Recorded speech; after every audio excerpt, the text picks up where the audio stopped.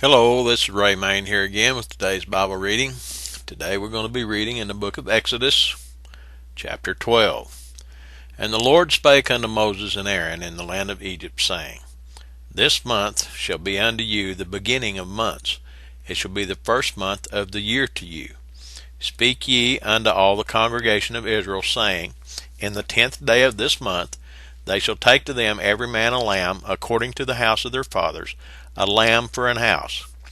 And if the household be too little for the lamb, let him and his neighbor next unto his house take it according to the number of the souls, every man according to his eating shall make your count for the lamb. Your lamb shall be without blemish, a male of the first year. You shall take it out from the sheep, or from the goats, and you shall keep it up until the 14th day of the same month, and the whole assembly of the congregation of Israel shall kill it in the evening. And they shall take of the blood, and strike it on the two side posts, and on the upper door posts of the houses wherein they shall eat it. And they shall eat the flesh in that night, roast with fire, and unleavened bread, and with bitter herbs they shall eat it. Eat not of it raw, nor sodden it all with water, but roast with fire, his head with his legs, and with the appurtenances thereof. And ye shall let nothing of it remain until the morning, and that which remaineth of it until the morning ye shall burn with fire. And thus shall ye eat it, with your loins girded, your shoes on your feet, and your staff in your hand, and ye shall eat it in haste. It is the Lord's Passover. For I will pass through the land of Egypt this night, and will smite all the firstborn in the land of Egypt, both man and beast.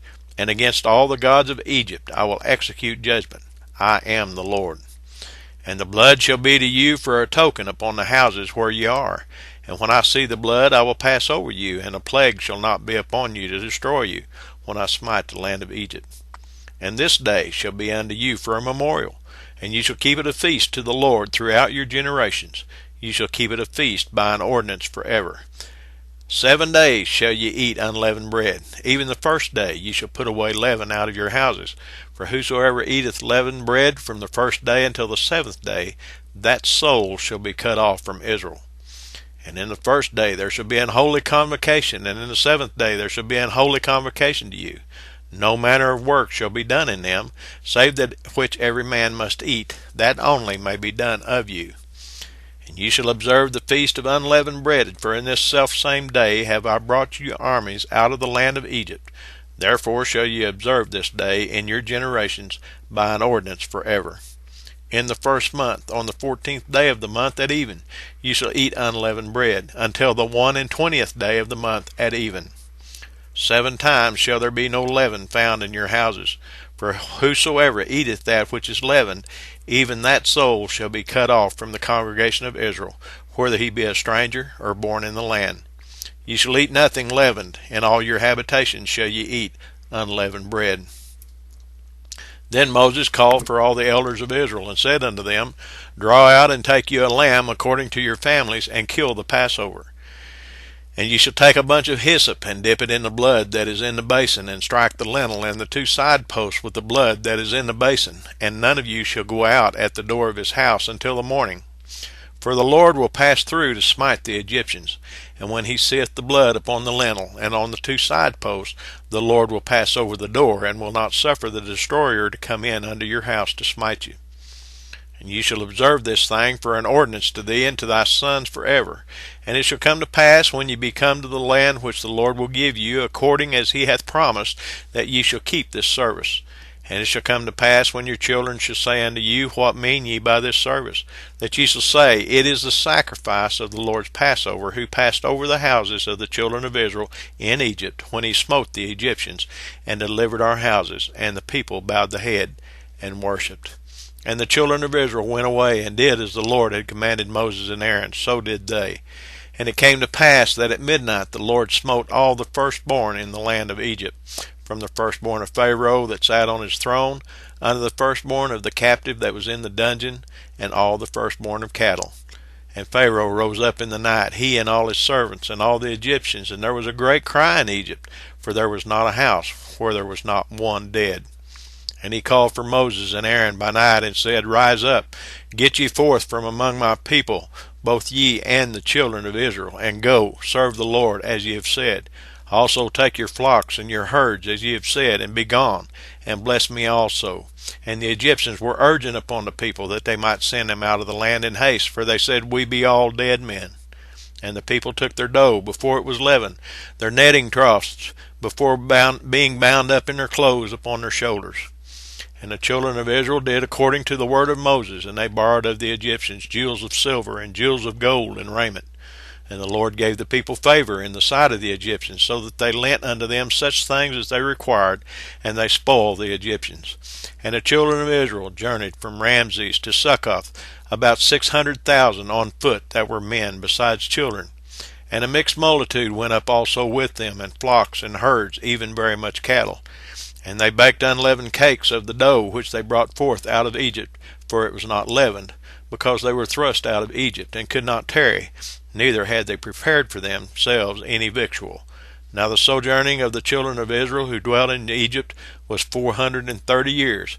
And it came to pass at the end of the 430 years, even the selfsame day it came to pass, that all the hosts of the Lord went out from the land of Egypt.